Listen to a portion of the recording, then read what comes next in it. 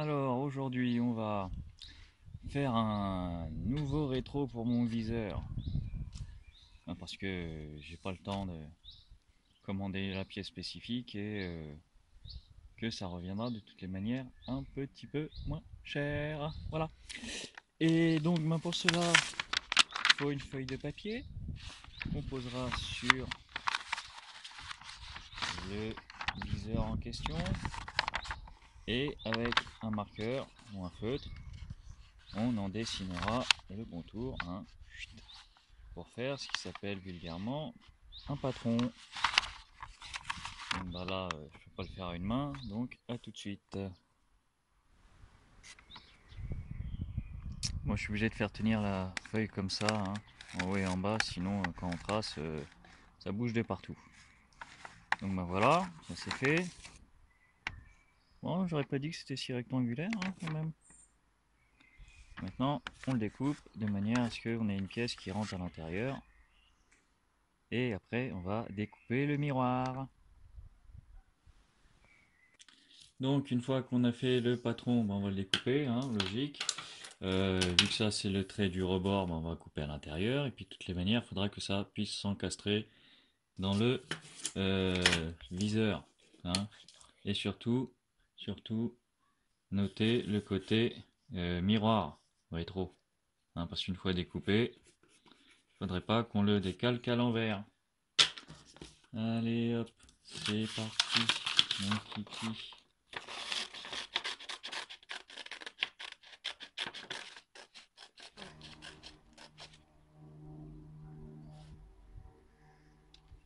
Donc évidemment, on vérifie que le gabarit rentre bien dedans avant de le retracer.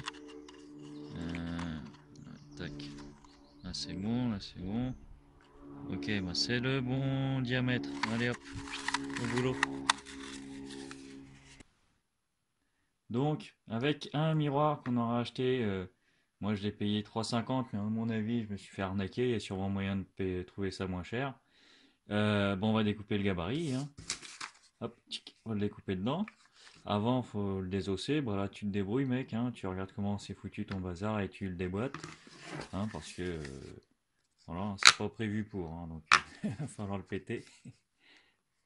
Allez, ouais, je sais pas, j'ai trouvé une astuce. Ah, une pince, tiens, ouais, je vais l'attaquer à la pince et puis on verra après. Ouais, bah la pince, mauvaise idée, hein. J'ai commencé en forçant dessus à péter le truc.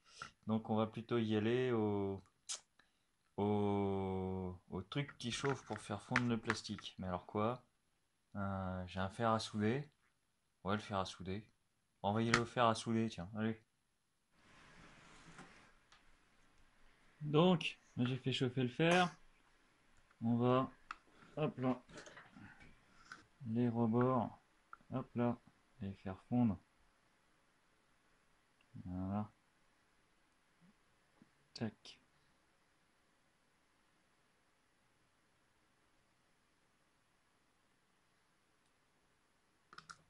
Voilà. Fait l'autre côté pareil. Après, on va désosser le truc. Hop là. Je te cache pas ce que ça pue un petit peu le plastoc, hein. Hop là, voilà. On dégage bien le miroir. Voilà.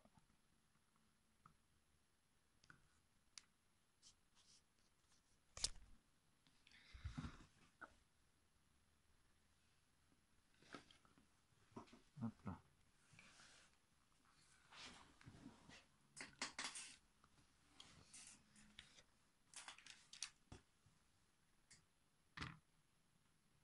Hop là. Voilà. Tac. Bon, ça devrait pouvoir y aller là. On va donner un petit coup derrière aussi pour pouvoir enlever le petit morceau là. Et ça devrait être bon.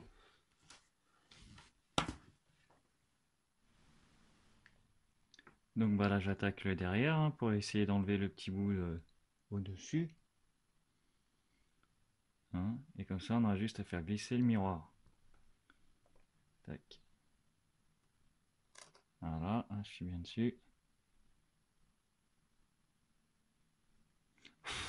Ah, je souffle pour la fumée parce que Voilà les vapeurs toxiques, hein, de plastoc.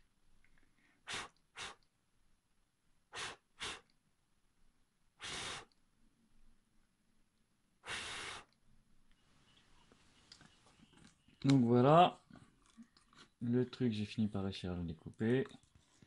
On va pouvoir le retirer et faire glisser le miroir. Tac. Voilà, et là, hop, c'est le drame. Ouais, c'est bon, ça vient.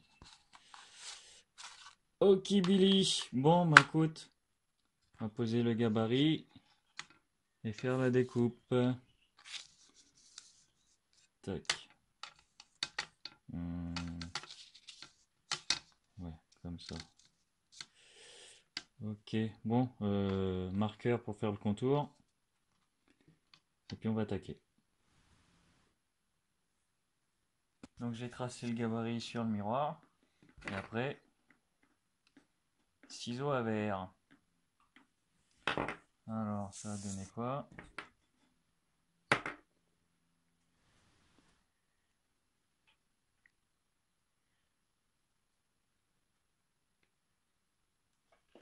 Oh là. Ah là là.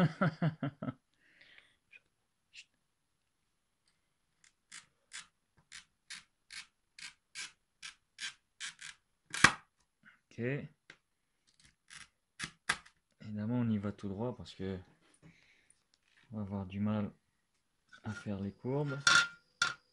Et...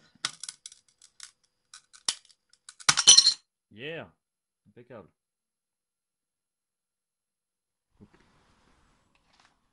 Bon alors, bonne nouvelle. Il me reste que un tout petit bout à rectifier, ça rentre bien. Mais mauvaise nouvelle, il m'a échappé des mains. Donc on recommence tout. Il y en a deux à faire. Ah oui, parce qu'il y en a deux à faire en fait. C'est ça l'histoire. Bon, allez, à tout de suite. Bon, bah, j'en ai refait un autre, mais comme tu vois, c'est délicat ce genre de manipulation. Ici, c'est resté coincé dans la rainure quand j'ai voulu l'enlever. Ça a commencé à fissurer. Là, bah, je l'ai carrément pété en essayant de faire les rebords. Donc c'est délicat. Ensuite, eh ben, j'ai de la pâte à mastiquer pour réparer diverses choses. Je vais faire un rebord autour pour que ça tienne. Et puis voilà, normalement après c'est bon. Allez, bonne chance, bon courage, persévérance. Bon, bah, c'est pas la plus belle œuvre de l'univers, mais avec un petit coup de peinture quand on sera sec, on va poncer un petit peu, gentiment, pour éviter les protubérances. Et puis bon, c'était une première fois aussi, hein. Ça faut se le garder à l'esprit. Voilà, bon bah écoute, pour moi ça va être bon, hein. Il ne reste plus qu'à faire pareil de l'autre côté. Donc bah, nous revoilà environ 2 mois après. Elle est restée dehors et donc bah, le truc il a jauni. Par contre ça résiste bien à la pluie, hein, ça reste dur. À la pluie, à la rosée matinale, tout ça. Donc ça tient, hein, ça ne devient pas mou, ça revient pas pâte. Ça ne redevient pas la pâte. Et donc ça tient en extérieur, il n'y a pas de souci.